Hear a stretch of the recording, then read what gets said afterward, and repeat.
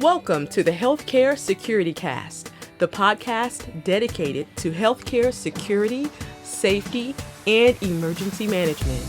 If you are involved with a healthcare security program or desire to be, this podcast is for you. Join the conversation as we discuss the issues that matter to healthcare security professionals while leveraging the expertise of healthcare security thought leaders and experts in personal development. And now, here's your host, Brian Hamilton.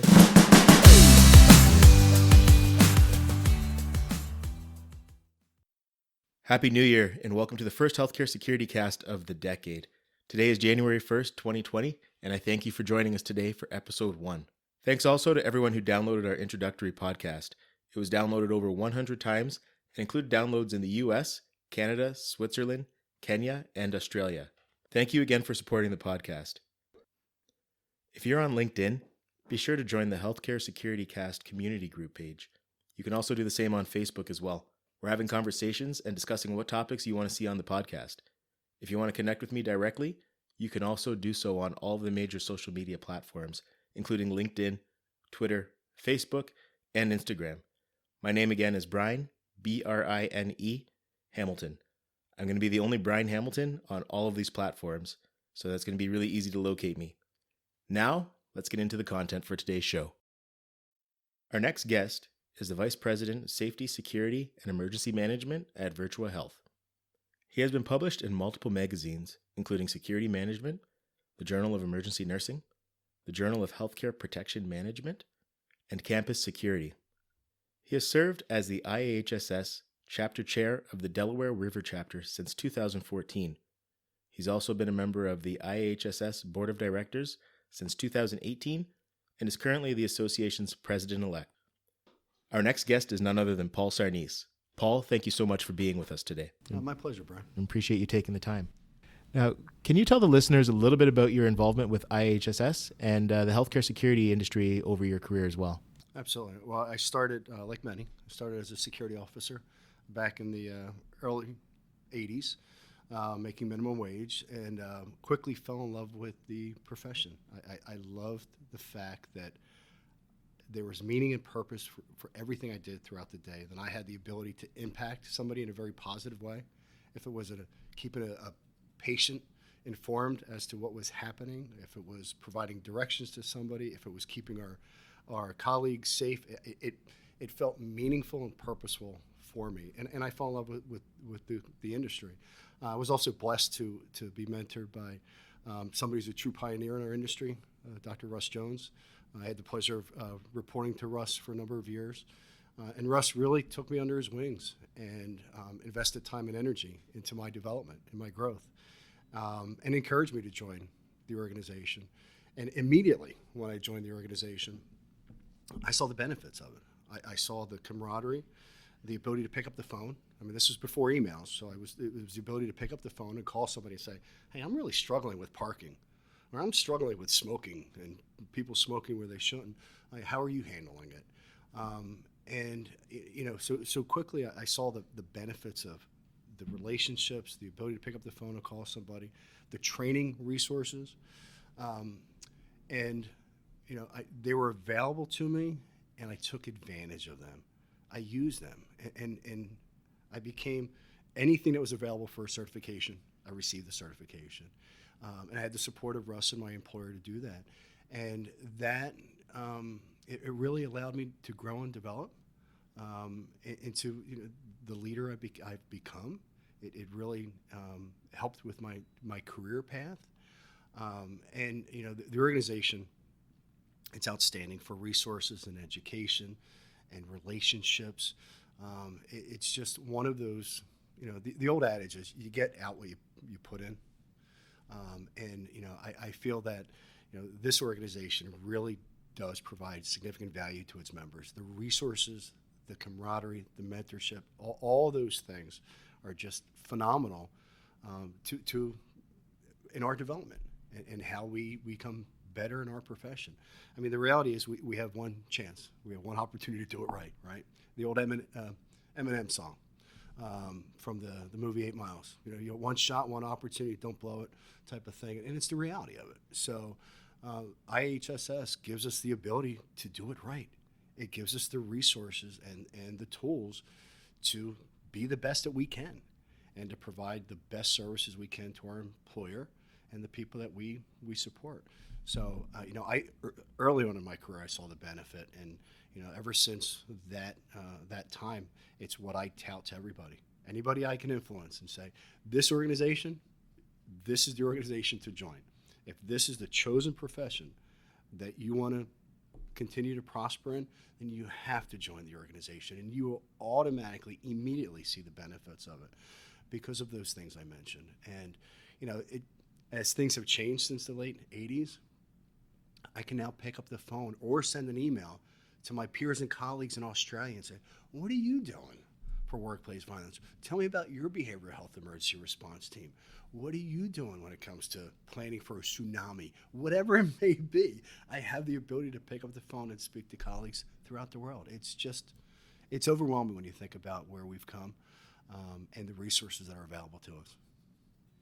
And yeah, it's interesting. You touched on a lot of things there that, well, I can relate to directly when you talk about just the relationships that you develop. I just remember my first AC&E. I remember I spoke with Alan earlier, Alan Butler, who is our immediate past president. And I remember being at this AC&E for the first time, being in it was actually during the book signing that Don McAllister and Tony York were doing. And I just remember being very nervous around a lot of leaders in our industry. And Alan approached myself and my colleague Peter and just started speaking to us. There wasn't really any reason for him to do so, but it really went a long way.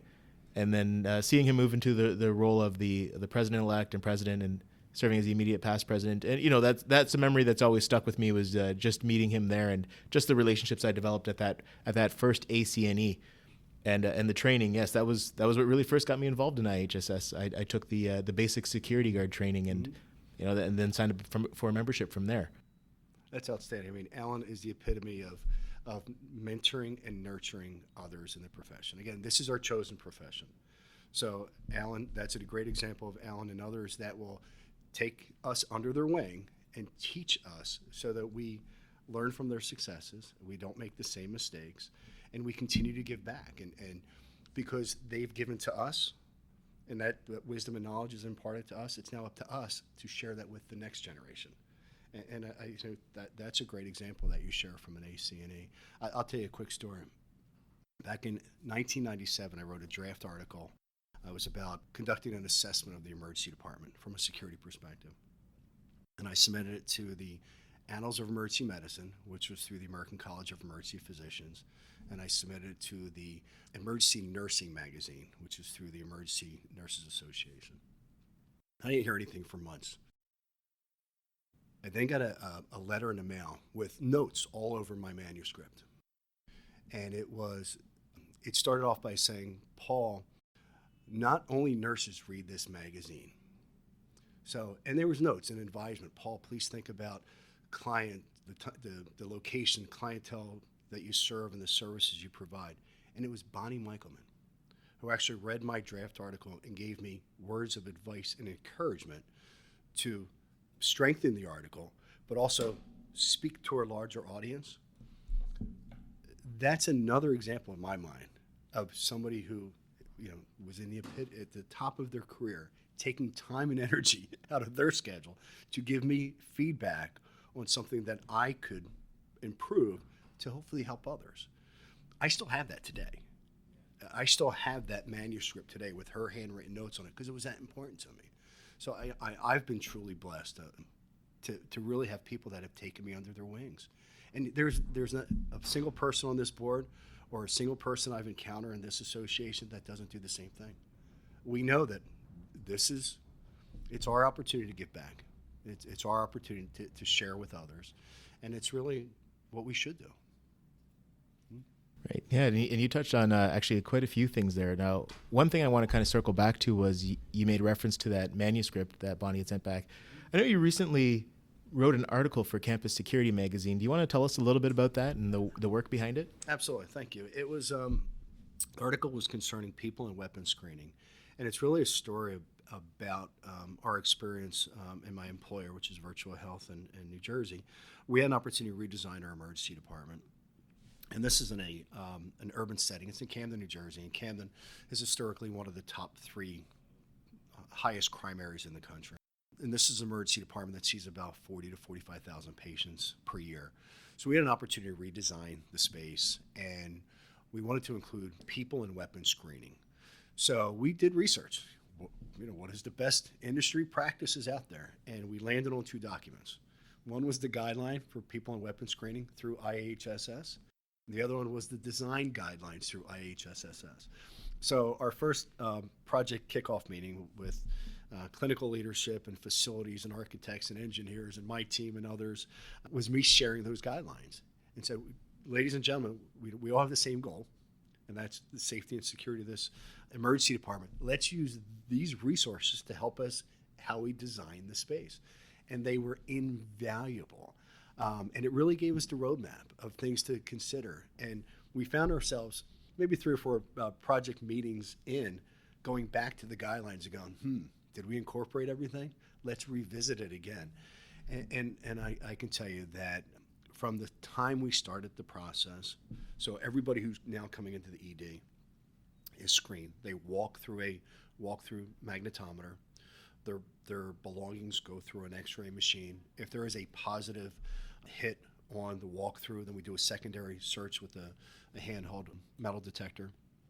We have policies and procedures and so forth. But it became so successful because of the design guidelines and because of the other guidelines, because we didn't have to reinvent the wheel. We had the foundation and the structure to make it successful. And it was just a phenomenally successful program that became really, it was very easily implemented because of those guidelines. Excellent. Now, I'm just going to go back to a board-specific question. Now, you've been on the board for a couple of years now, and this is a bit of a broad question, but what has your experience been like? It's been awesome. It was a little overwhelming at the time, initially, just because I did not realize the amount of time and energy that needs to be committed to the board.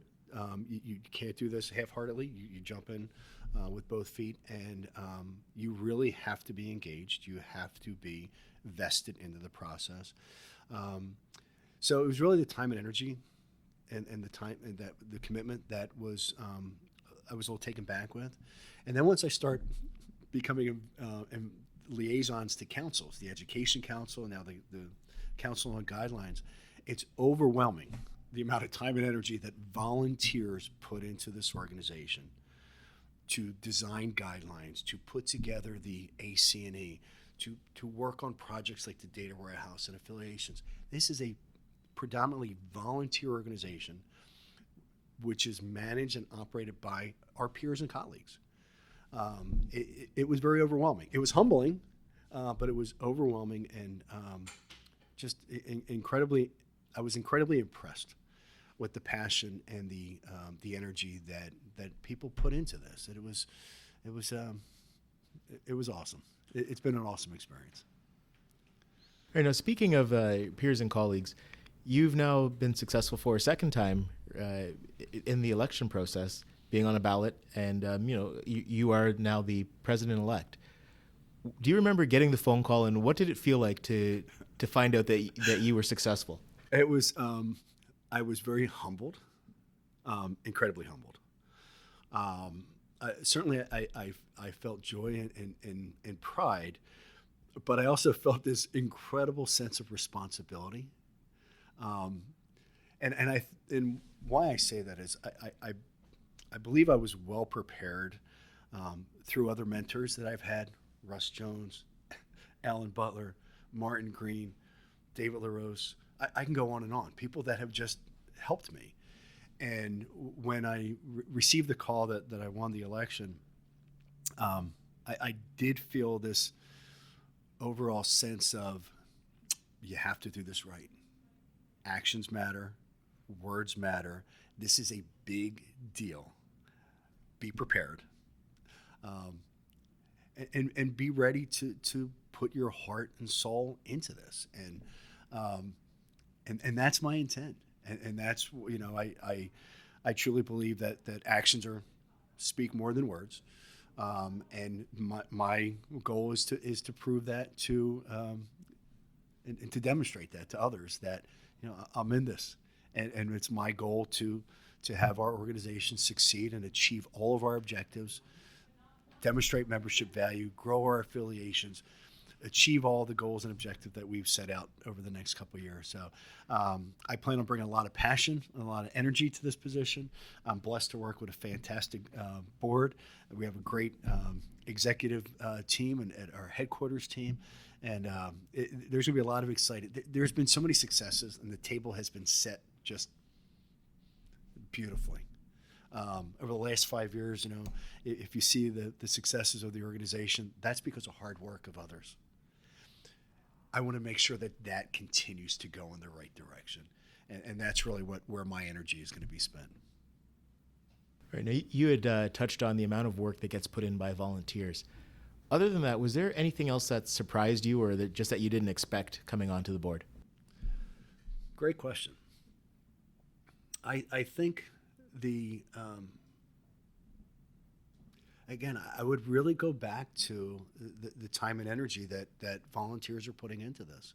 And I don't think we can ever thank those volunteers enough. And I think we just need to say thank you for everything you've done to make the organization successful up until today, and then everything that will be done in the future.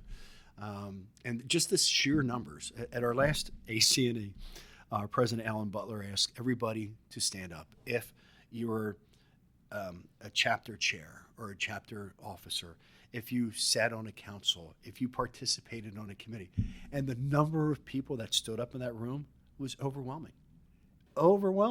And you go, boy, it really does take a village.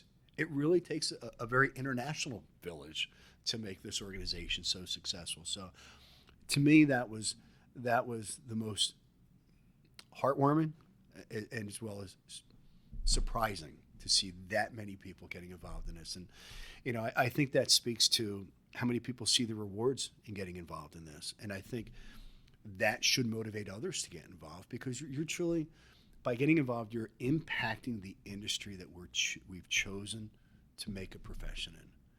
And not too many people can say that.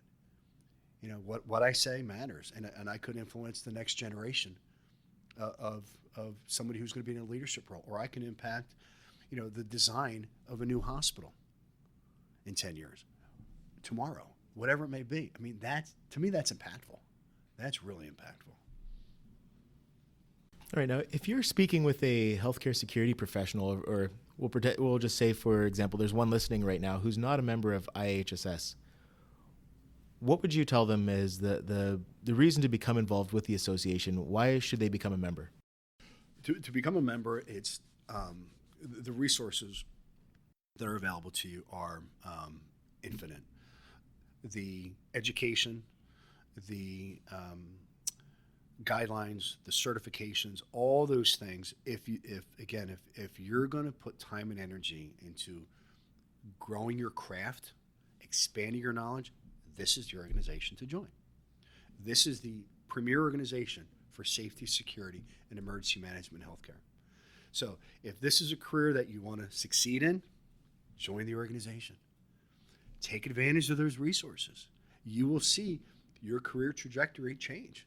You will see your knowledge base change. You will see your span of influence in your organization change. Now, getting involved in the organization, if anybody's thinking about that, my answer is pretty easy. Go for it.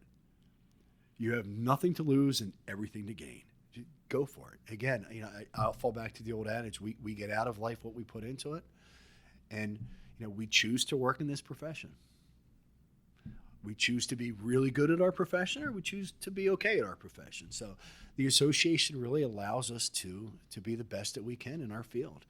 And again, I'll say, I love the fact that we can influence the professionalism, we can influence the education, we can influence the design, we can influence the C-suite to see us as professionals. The healthcare industry is the most highly educated field. PhDs, physicians, and so forth. for us to be seen at that level, we need to be educated.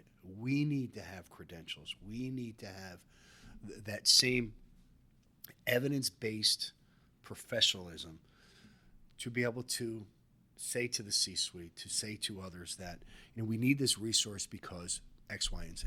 And here's the evidence to prove it. Or we really need your support to initiate this new program. Here's why. This is the evidence. Here's the data. This is what the intended result is. We need to invest in that information. All right. Now, you had spoken a little bit about this, and basically saying that you would, anybody who's thinking of volunteering, that you would definitely recommend it. Anybody who is thinking of volunteering, is there any specific advice that you would offer up to someone who wants to be involved, either at a chapter level, or if somebody wants to take that next step and be involved in an international committee or even the board? Absolutely. Well, I think first, find out where your local chapter is. Participate in your local chapter, because that's really where you see us walking the walk at the local level. And that's really the grassroots where that information sharing at the local level is happening, where the sharing of best practices is happening. That's where those local relationships are so important. I would also encourage someone who's contemplating getting involved in, reach out to a board member, reach out to a chapter member or a chapter chair, and have that conversation. And the answers are going to be yes. There's time and energy that's required to put into it, but the rewards are totally outweigh it, and really just the gratification that you're giving back to a profession that has given you so much. I think that's very well worth the time and energy. Well, looking at the strategic plan, what strategic initiative excites you the most, and what are your goals as a board member moving forward? I think one of our most important strategic initiatives is reducing workplace violence. I mean, that's, in healthcare, the facts are that healthcare employees are 4 times more likely to be the victim of aggravated assault than any other industry. Being a nurse is more dangerous than being a taxi driver, a convenience store operator, or a police officer. I mean, the facts are, and the statistics are not good. So we as an organization have the ability to share best practices throughout the world. So if Australia is doing something very well to reduce or mitigate workplace violence, we have the ability to share that with our members. If there is a best practice for de-escalating aggressive behavior that is being done somewhere in the country, somewhere in North America, well, our organization has the breadth and the bandwidth and the ability to get that information and share that with our 2,300 members. So I think, and I have a passion for this because it impacts all of us. I mean, I don't think anybody that's in healthcare security can say that one of their officers wasn't assaulted or one of their employees wasn't assaulted. I mean, it's something that we deal with on a daily basis. And, the organization recognized that, and that's really where a lot of our energies are being spent to do everything we can to affiliate with others that have the same like-minded vision of reducing violence, to develop and foster programs that have proven success. So that's really where I'm most excited about. Awesome. Great. Well, we talked a little bit about social media earlier. How can anybody listening right now who wants to connect with you, how can they do so? Well, I am on LinkedIn, and I'm becoming more active on LinkedIn every day, learning how to navigate the system a little bit more. I am also on Twitter, and again, learning how to do that. But LinkedIn, to me, is really more where we need to focus our time and energy, because it's not only security professionals, it's a lot of diverse professionals. And if there's a best practice in the airline security industry that we could tweak a little bit here or there and implement in healthcare, why wouldn't we? If there's something that the retail world's doing, I'll give you a prime example. In my organization, one of our security standards is every entrance when you come into the facility has a public view monitor. The public view monitor sends the message to everybody walking in the door that there's a security presence. That was not something I saw in the healthcare industry. That was something I saw in retail. When you walk into a Walmart or a Sam's or a CVS, you see yourself on camera. I never saw that in a healthcare facility. It works. It's a psychological deterrent. It sets the tone. We've implemented that in my organization, and that is the new standard. So I think LinkedIn gives us the ability to look at industries, all industries, and really connect with people outside of our healthcare sector and see what best practices work for them. And why reinvent the wheel? And then also from a relationships and a connections perspective, again, it's international.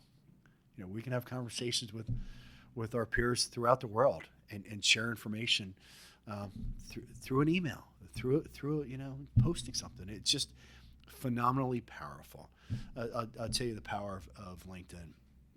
We had our golf outing this year. Our local chapter, the Delaware River chapter, has an annual golf outing. It's our big fundraiser. We use the funds for scholarships and recognizing our officers. And this year, for the first time, I posted it out on LinkedIn. And within 24 hours, we had more sponsors. We had 3 gold sponsors, which is, vendors or partners that are supporting us financially for our golf outing. Within 24 hours, we tripled the amount of gold sponsors we've ever had through one LinkedIn post. That's incredible. Yeah, it was powerful. So that's the new norm. It's, wherever you can post something on LinkedIn and have 5,000 people read it. It's powerful. And it really just allows us, it gives us the forum to get the word out to folks. It gives us the ability to share. It gives us the ability to ask questions. It's very, very powerful. So I am active on Twitter, but LinkedIn is really where I tend to focus most of my time. Yeah, it's definitely making our world a lot smaller. Yes, sir. Yes, it is. All right. Well, Paul, I appreciate you taking the time today. Thank you very much for doing this. Oh, my pleasure. Thank you, Brian. Thank you again to Paul Sarnese for joining the conversation with the HSC community.